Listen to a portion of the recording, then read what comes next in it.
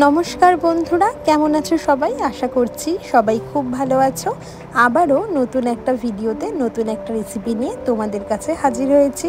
আমার দেখানো আজকের এই রেসিপিটা বানানো ঠিক যতটাই সহজ, স্বাদও কিন্তু ততটাই সুন্দর। রান্নার জন্য প্রথমে লাগবে বেশ অনেকটা পরিমাণ চিংড়ি মাছের মাথা ভালো করে ছাড়িয়ে রাখতে হবে। তার সঙ্গে লাগবে বেশ অনেকটা পরিমাণ পটল, লাগবে টমেটো, পেঁয়াজ কুচি আর রসুন। প্রথমেই রান্নাটা করার জন্য কড়াইতে বেশ অনেকটা পরিমাণ তেল গরম করে তাতে কালো জিরে আর রসুন ফোড়ন দিয়ে বেশ খানিকক্ষণ ভাজার পর যখন খুব সুন্দর একটা গন্ধ ছাড়বে, ঠিক তখনই আগে থেকে কেটে ধুয়ে রাখা সমস্ত সবজি আর মাছের মাথাগুলোকে ভালো মতো করে তেলের মধ্যে দিয়ে বেশ অনেকটা সময় ধরে অল্প আঁচে ভেজে নিতে হবে।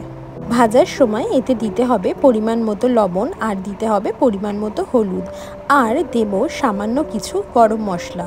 সমস্ত কিছু দিয়ে বেশ খানিকক্ষণ ভেজে নেওয়ার পর দেব এতে পরিমাণ মতো জিরের গুঁড়ো, আর দেব স্বাদ অনুযায়ী লঙ্কার গুঁড়ো। চিংড়ি মাছ ছোট থেকে বড় সকলেরই কিন্তু ভীষণই প্রিয় একটা মাছ।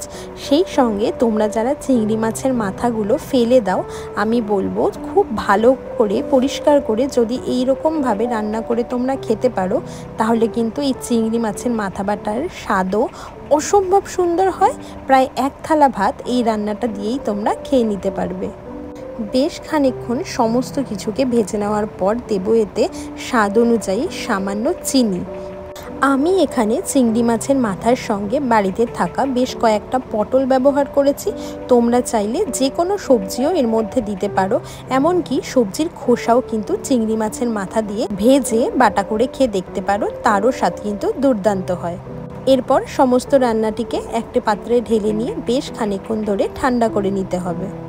এরপর আর কি, রান্নাটা খুব ভালো করে ঠান্ডা হয়ে এলে বাড়িতে থাকা শিলের সাহায্যে এখানে সমস্ত কিছুকে খুব ভালো করে বেটে নেওয়া হয়েছিল।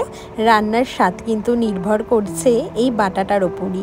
চিংড়ি মাছের মাথা দিয়ে পটল বাটা, নামটা যতটাই সুন্দর, স্বাদও হয় ঠিক ততটাই সুন্দর। তোমাদের কাছে শিল না থাকলে তোমরা মিক্সিতেও বেটে নিতে পারো। দেখো, একদম মিহি করে বেটে নিয়ে তারপর মা একটা পাত্রে খুব সুন্দর করে এখানে সবার জন্য ভাগ ভাগ করে রেখেছিল। বিশ্বাস করো, এত সুন্দর স্বাদ হয়েছিল। তোমরা প্লিজ একবার বাড়িতে এটা ট্রাই করে আমাকে অবশ্যই জানিও। এরপর আর কি, গরম ভাতে মেখে একদম সোজা চালান করেছিলাম মুখে। ভিডিওটা কেমন লাগলো অবশ্যই জানিও। ভালো লাগলে লাইক, কমেন্ট, শেয়ার করে সকলকে দেখার সুযোগ করে দিও। আজ আসি, দেখা হবে নতুন কোনো ভিডিওতে। সকলে খুব ভালো থেকো। টাটা।